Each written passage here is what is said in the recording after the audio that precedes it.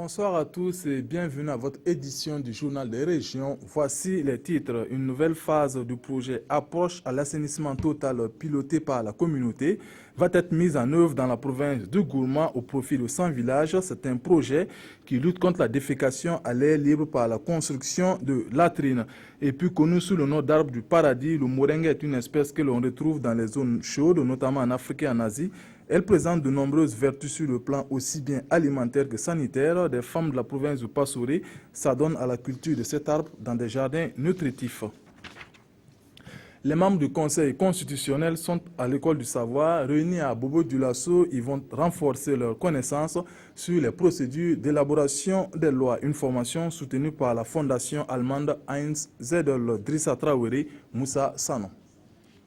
Les membres, mais aussi le personnel administratif du Conseil constitutionnel renforcent leurs capacités. La formation ici porte sur la logistique et les procédures législatives. Le juge ne fait pas la loi, mais il doit comprendre comment la loi est élaborée, quel est le chemin que suit une loi avant d'être une loi définitive que le Conseil doit apprécier par rapport à la conformité à la Constitution. Et je crois que pour permettre aux membres du Conseil constitutionnel de mieux faire ce travail de contrôle de conformité, c'est bon qu'ils sachent quel est le circuit suivi par une loi avant d'être définitive et quelle est la technique d'élaboration des lois. Pour cette formation, le Conseil constitutionnel bénéficie du soutien de la Fondation Hans Seidel. Une convention cadre de coopération lie désormais les deux structures. Nous partons aussi du principe que le Burkina Faso dispose effectivement déjà de capacités, de très bonnes capacités pour promouvoir son propre développement et le développement de ses institutions. Il suffit en quelque sorte de mettre ces capacités en réseau et de fournir quelques moyens pour le faire fonctionner encore mieux. C'est ça notre approche.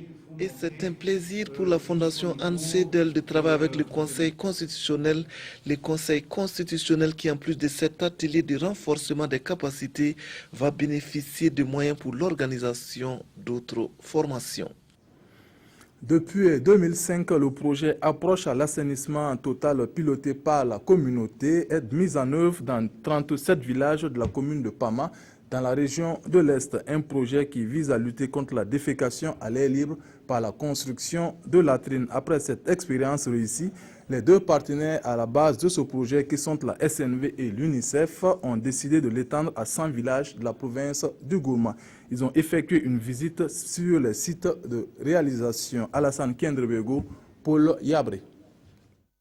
L'approche assainissement total pilotée par la communauté est une initiative de la SNV en partenariat avec l'UNICEF. Lancée en septembre 2015, elle vise la réduction de la défécation à l'air libre, d'où la construction de latrines au profit de 37 villages de la Kompienga. À Kalmama comme à Bossoari, la délégation est venue constater l'évolution des travaux et échanger avec les bénéficiaires.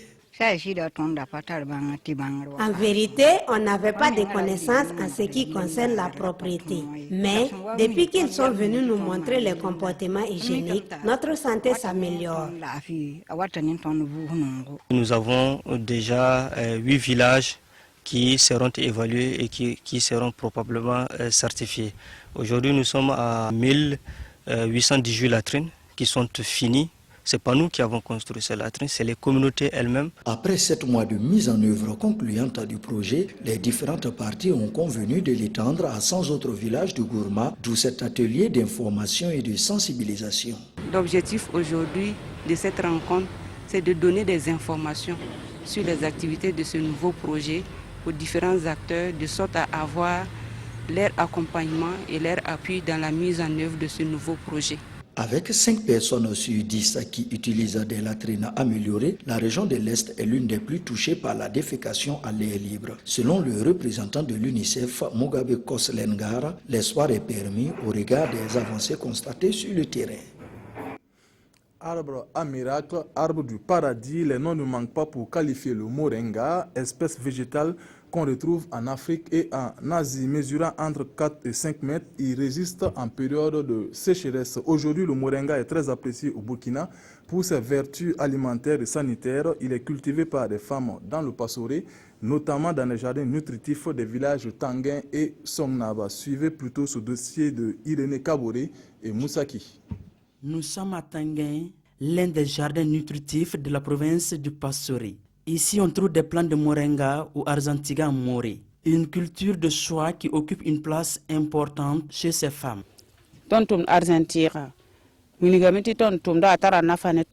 Nous cultivons le moringa parce qu'il est important. Nous faisons d'abord la pépinière, ensuite nous plantons.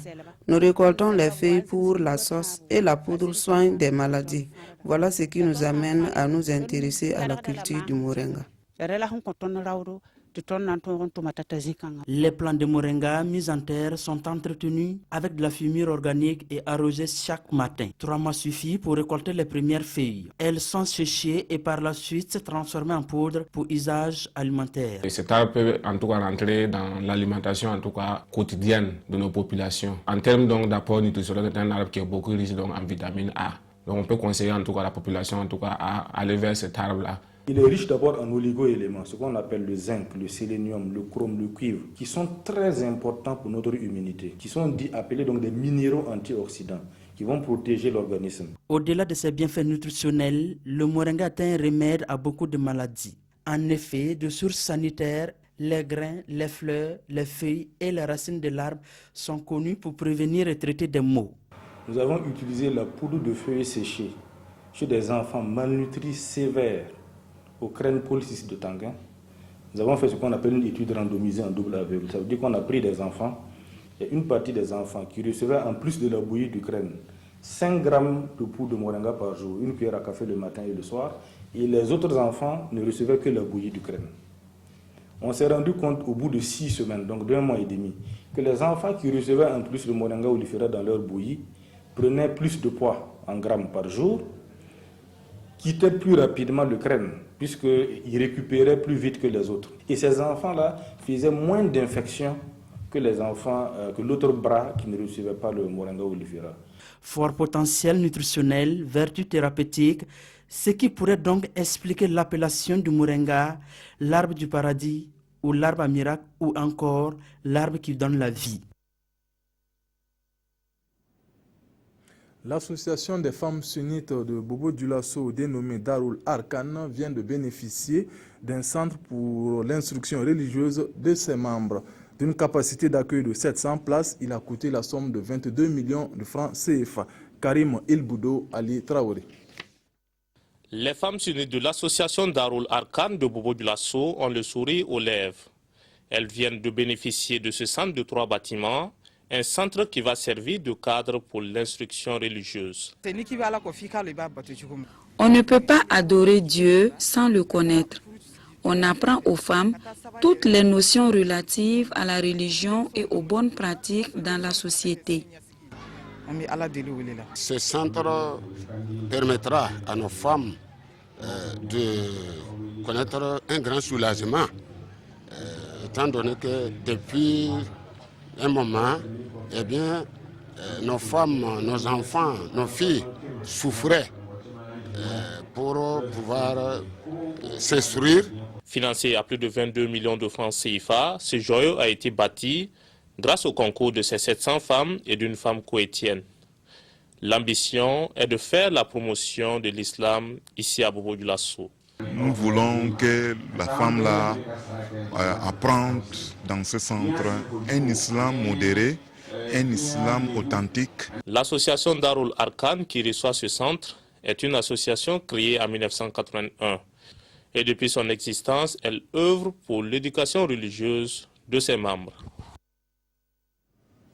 Le chef de Matiakwali, localité située dans la région de l'Est, a célébré le 5e anniversaire de son accession au trône.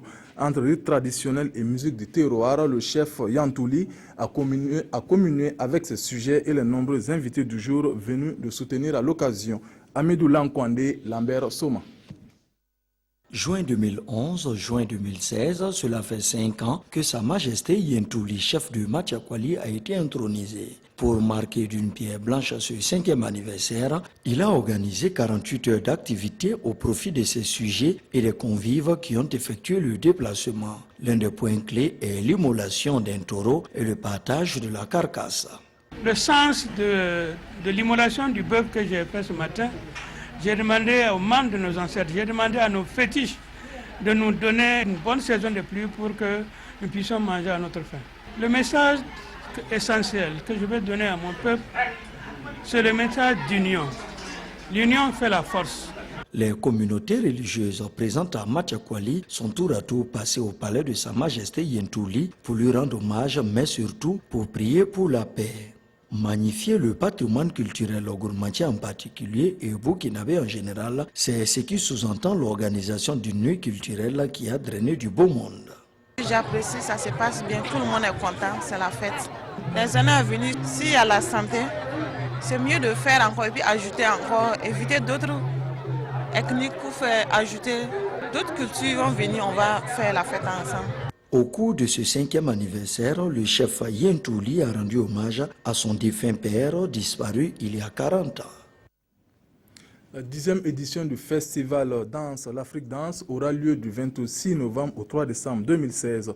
Le Centre de développement chorégraphique La Termitière et l'École de danse internationale Irène Tassambedo ont été désignés pour organiser cette manifestation triennale du continent africain. Ces informations ont été livrées au cours d'une conférence de presse avec Salif Belem, Claudine Dimabio-Bikaba. La 10e édition du festival Danse, l'Afrique Danse, annoncée ici par les grosses pointures de la danse contemporaine burkinabé. Elles ont été désignées pour organiser cette manifestation continentale qui se tiendra du 26 novembre au 3 décembre prochain sous la dénomination de l'Afrique Danse à Ouagadougou. C'est en effet un espace de rencontre des programmateurs et professionnels de la danse du monde entier qui débouche sur de nombreux projets, contacts pour les danseurs et chorégraphes africains, parmi lesquels les Burkinabés sont en pôle position. Cette triennale est placée sous le signe de la mémoire et de la transmission. Pour ce faire, des pièces primées aux éditions précédentes seront reprises par les jeunes chorégraphes.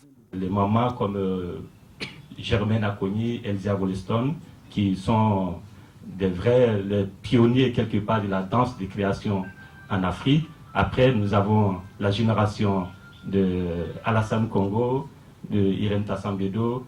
Ils sont vraiment très très nombreux qui ont transmis la flamme à une autre génération. Et aujourd'hui, nous avons des jeunes qui arrivent, qui se battent, qui font exister des choses.